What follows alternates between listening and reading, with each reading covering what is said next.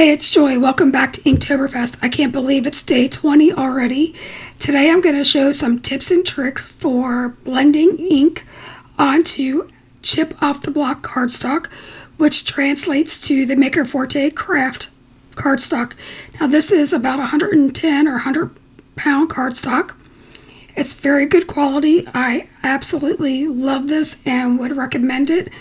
I've used other crafts and have not been thrilled with them. So, in my opinion, this is a fabulous cardstock. We also have Kraft shipping tags, which I think are closer to a 65 pound. But if you're into making tags, you can use the exact same techniques that I'm using tonight for your tags. So, I am starting out by blending flat white color Hive ink through the pleasing Plaid stencil. And what this obtains is a tone-on-tone or monochromatic background. Flat white is very similar to the same as the Kraft cardstock in color. It's a little bit more saturated, so you're going to get a little bit of a darker hue. Also, whenever you put ink on paper, it absorbs, so you're going to get a little bit of a darker color anyway. Now you can get the exact same result by using embossing glue. However, that's a redundant technique, so I am not going to show that. Another technique that you can do is blend pigment ink onto the cardstock. So what I did was I offset the pleasing Plaid so that the smaller portions of the stencil are a little bit over. I shifted it to the left. So using my blending brush, and again, I use the same blending brush for white. I never use it for anything else. I've written on it that so it's white, and I know not to ever blend anything else. So because I am choosing to only blend this on the skinny portion of the Plaid, you have to remember to go the opposite direction. When I did the first application of the flat white, I was able to blend over the entire thing kind of mindlessly. You'll see that I kind of forgot to do the, one side of the diagonals, so I had to go back and do it, and it's the exact same thing. I am just making sure to get a really good coverage on this because I feel like it's a one and done kind of technique, just because pigment ink stays wet for a while. So I didn't want to smear it by having to replace the stencil if for some reason I would mix it. So with pigment ink, I would always say to be careful and pay attention to what you're inking. That way you won't have to start over or be creative with your embellishments. So here's the reveal of the Plaid. I think this is fantastic. Now, like I said, I like to get pigment ink dry as soon as possible so I don't get fingerprints in it or smear it. So I decided to emboss that. I did that off camera. I just put clear embossing powder on it. Now, remember I told you that we could get the same tone-on-tone effect with embossing glue. That's essentially what I'm doing. I am applying that through the stencil with a dome foam blender. And I'm doing that so I can pounce it in so that I don't, move those intricate lines of the stencil. And I am making sure, again, to get a really nice coat on this because I am going to use Kaleidoscope powder. And this makes for a amazing background. I am so pleased that I got the powders out. I don't always remember to work with the powders. I love to ink and I love to color, but sometimes I forget about some of the fun things. So one thing to know about Kaleidoscope powders, there's I think close to 30 applications for those. So anytime you get a Maker Forte product, there is a QR code on the back. If you scan that, it will tell you how to use it. It will also show you projects. So be sure to scan that with your phone camera, and you will get all the information that you want on Kaleidoscope. Here's the reveal. It looks tone on tone, but just wait. once we get this Kaleidoscope powder on there, I come in with the rose gold dual tip brush, and I just spread the powder on there. I do put down a scratch piece of paper just so that my desk doesn't get covered with the powder, but again, it wouldn't be that big of a cleanup. Just a baby wipe or even like a Swiffer would take that right up there, but it's a very easy application. Everything that we're doing tonight, I would say that a beginner to intermediate crafter would be able to do. And that's what I love about these products, that is that you can make your projects as simple or as complex as you want them to be, and you're always going to come out with fantastic projects. So as I finish dusting this off, I'm going to show you this, how it glimmers in the light, and you'll see that you get some reds, you get some greens, I think even some blues kind of pick up depending on how the light reflects. So I like to seal anything that has Kaleidoscope powders or any type of pigment powders with Krylon's Workative Fixative. You can do it with hairspray, or you could take the chance of not sealing it at all. For my next project, I am using the Floating Dreams Butterfly. And I am going to emboss this, but I am using the Eclipse Black ink to do this. I stamped this down, I want to say 3 times. Part of the reason is it's a brand new step, and I did not use our primer. If you use our primer and let it sit on there for about 30 seconds, all of the manufacturing residue will go away, and you won't have to restamp your images multiple times. But do what I say, not as I do.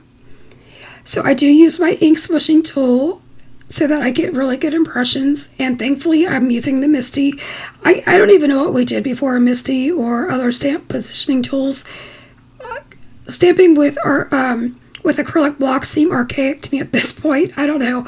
Let me know what you think. I hardly ever use them. I do emboss this in clear, and that's because I'm going to do a watercolor type-ish technique next, and I am not an expert watercolorist. In fact, I'd say I'm not that great at it. So when you emboss before you watercolor, the embossing powder kind of creates a little bit of a well so that when you drop your color in, it contains it. That's just a little tip and trick that I have learned over my years of stamping.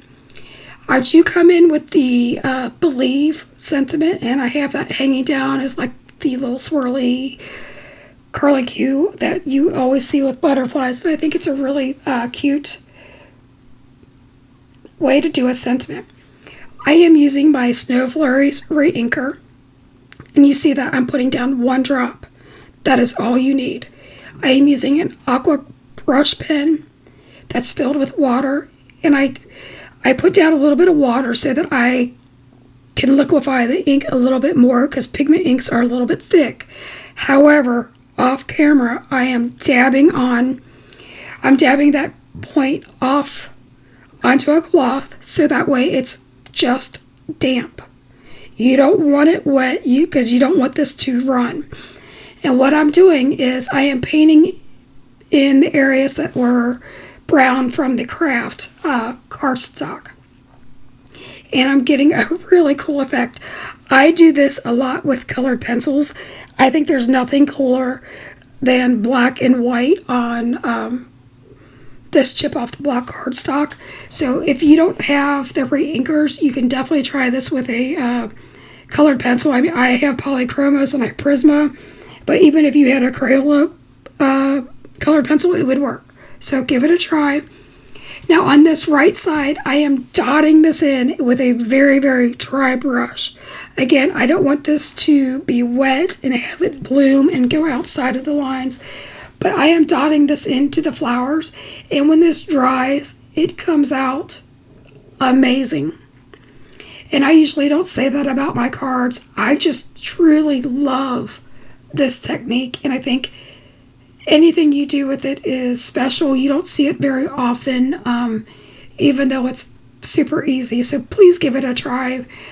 Here I'm just showing you some of the final looks of this panel before we move on. I do end up trimming that down. So new in our shop, if you haven't seen it, we've got the Tim Holtz watercolor pencils. These things are amazing. And I say that because they kind of are thicker and more pigmented. They kind of remind me of an oxide ink without the white.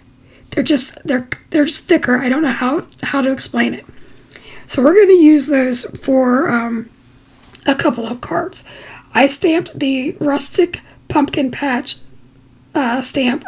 I think I did that 2 or 3 times as well. And that's just because I want a really good inking. And when I emboss, I want a flawless will, because I am not good at watercoloring. Just telling you that. I bring in some copper fine detail embossing powder, and I apply that liberally, and I make sure I have a good coverage. And then I bring in my heat gun, of course, and I melt that. I left a little bit of that in because it's my favorite technique.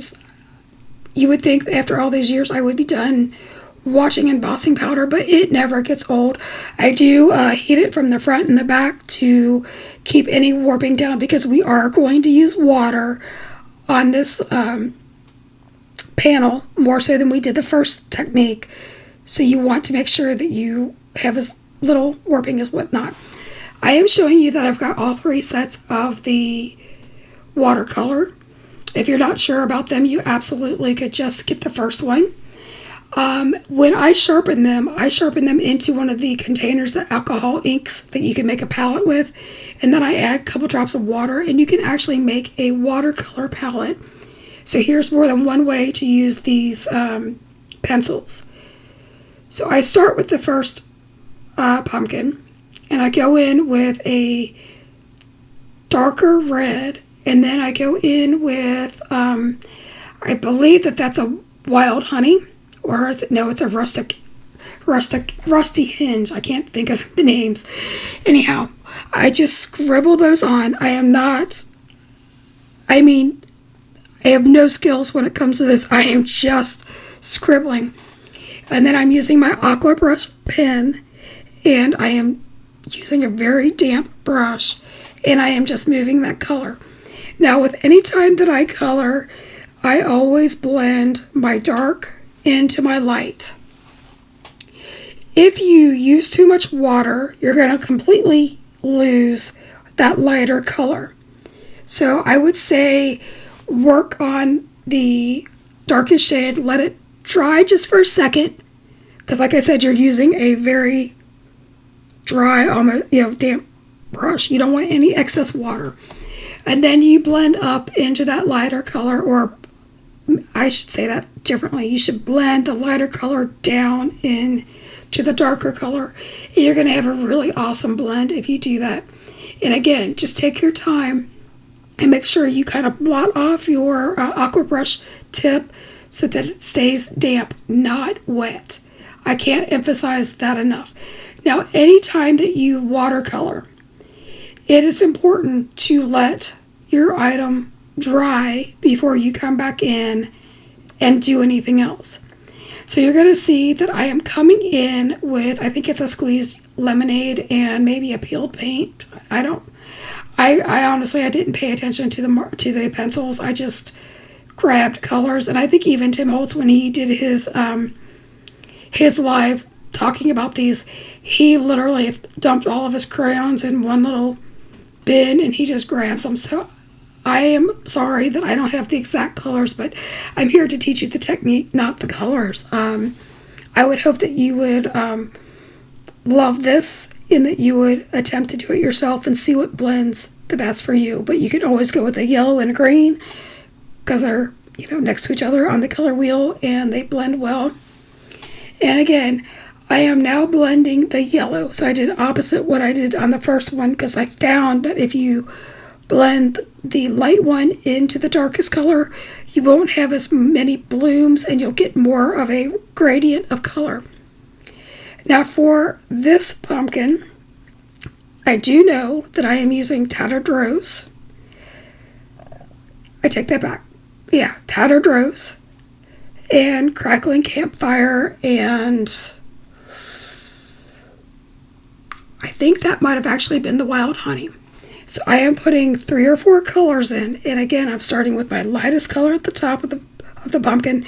There is no right or wrong. I'm just trying to figure out what would be a good blend to show you guys.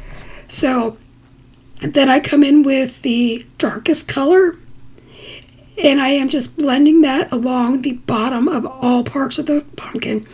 I am not worried about light source or shading. This is watercolor. Watercolor kind of has a life of its own, and that's what I'm trying to show you. You know, have fun with this. Don't stress out with it. Just have fun. It is paper and it's ink, or it's a medium. And again, I'm going in with a very dry brush, barely, damp. And I am blending these, and you're going to see this pumpkin out of all 4 gets the best gradient because I went in with the driest brush possible. I blotted it off, and I actually left space in between the colors, so it gives the water a chance to move and do its thing without oversaturation. So tell me, just let me know if you like this technique, if you would like to see more of it. This was my first go around with this medium. I like them. I would like to learn more about them, but remember, there is no thinking with this. You just scribble it down and use your water brush. And I can't emphasize that enough. Like, just have fun. I thought that this was going to be difficult. I thought it was going to be stressful, and honestly, this was the most fun I've had in a long time, just scribbling like a kid. For this pumpkin, I am using the white antique linen and vintage photo, and I did remember this because I pulled from a couple different of the palettes. And so the antique linen has like an off-white or yellow tone to it. And the white obviously is a neutral color, and the vintage photo kind of pulls that antique linen. So you get a really nice blend and gradient. I try that when I make gourds or pumpkins to use different colors, because if you use all of the same color pumpkins or all the same color medium and everything, you have no interest, in all of it kind of blends together and you don't really see a differentiation between colors. Now, one thing that I did is, once this was blended, I did go in and put in some of the lighter colors while it was still not fully dry, but almost there. Like, just that sweet spot in between dry and not dry. I don't know how to explain it to you, but I was able to take those pencils and I was able to get a nice glazed look. And again, I just encourage you to play with it and see what the medium does. So that was how it turned out. Now we're coming back with the Blazing Plaid, and we are doing the flat white ink like we did in the very beginning. Instead of using the ink on the entire panel, I am making sure to pay attention to where the image of the pumpkins are, and I am just doing a halo of ink around it. And then I come back in once the stencil is removed, and I add some more inking, and that just gives you different saturations of this brown. I think it's really pretty. I think looking back at it, maybe splattering some gold would have been cool on it, but I didn't. So now I have stamped Happy Thanksgiving onto the chip off the block. It was a 1/2-inch strip, and using my crocodile punch, I am putting holes in that. And what I'm going to do is take some hemp twine from my stash, and I'm weeding that through, and then I applied foam tape, so that holds my twine down and also pops out my sentiment. And I just apply that, and then I tie a bow around it just for interest. I do pop up this panel with some double-sided adhesive, and I put it down on the exact same chip off the block cardstock card base. I made that into an A2 card base. So now we're coming in with the fall gnomes, and remember that first panel I did, or second panel I did with the, no, it was the first panel, excuse me, where I added the flat white and the snow flurries. We're going to use this, and we're going to use just a brown and white color scheme. So I applied that to a perfect fold A2 card base, and then I made a sentiment strip using the Thankful, Blessed, and Grateful from the Fall Gnomes, and I'm just adding a sentiment strip across the entire bottom. And then from there I pop up the gnomes and I leave them in black and white. Now you could color these, you could do whatever you wanted. I wanted to stick with this color scheme. If you would like to see these colored, leave me a comment in the description, in the comments below, and I will do it over on my channel with Copics. But I thought this was a really cool design, and again, we're here to talk about chip off the block cardstock and how to blend on it, so I didn't want to go into that. Here I'm going back to that Floating Dreams card, and I am just matting that with black, the Eclipse Black cardstock, and then I put that on an A2 perfect fold card base, and I think that's really cool. I think I add a little heart for embellishment, and that is it for it. I just thought it was beautiful. It makes for a classy note card, and that's what I was going for. Now I am coming in with the Layering Leaves stamp set. I am only using the detail portion, and I embossed that in copper, and I am bringing in the same watercolor pencils. I sped this up by 2 times because we don't need to see the process in slow motion. Again, I literally just grabbed different colors that would go with each other to make fall leaves, and you see I am scribbling. I don't care if I'm seeing in lines. I don't even care if I'm going over the embossing. I just wanted to get the colors down. I do like this plum leaf up there. I end up not using that, but I love it. So yeah, just have fun. Have fun, have fun. When this is done, I use the aqua brush with very little water, and I just move the colors around. Now, one thing I'm going to say is when you watercolor over it, you're going to muddy up your embossed lines. And you'll see me blotting that off so I don't contaminate colors and I keep a dry brush. When that dries, your embossing kind of sinks back. So I come in with my heat tool and I kind of remelt that, and it makes it shine again. That is true anytime you ink on top of a embossing. If you lose the shine, come back in with a gun. Don't overheat it. Just get it hot again and you'll get the shine. I am using the Give Sentiment from the Thanks and Gather stamp set, and I am putting that on metallic red cardstock from Maker Forte, and then that Kaleidoscope panel is going to be matted on the same color cardstock. And I am just arranging these leaves. I did not show you the fuzzy cutting of this because I was going crazy. You're going to see that I used some gold jewelry wire just as embellishment. That was from my stash. You can find that at any big box store. And again, I am just taking my time arranging these leaves. I think pulled a couple up and moved them. As long as the glue doesn't stay, it doesn't dry all the way. You a lot of times can move your stuff, and that's just a chance for embellishment, right? So I really do love this card the way it turned out. I added some sequins from my stash, and I just scattered those around the panel just to add some more shine. This probably was my favorite card. I don't know. I think anytime I use red it makes me happy.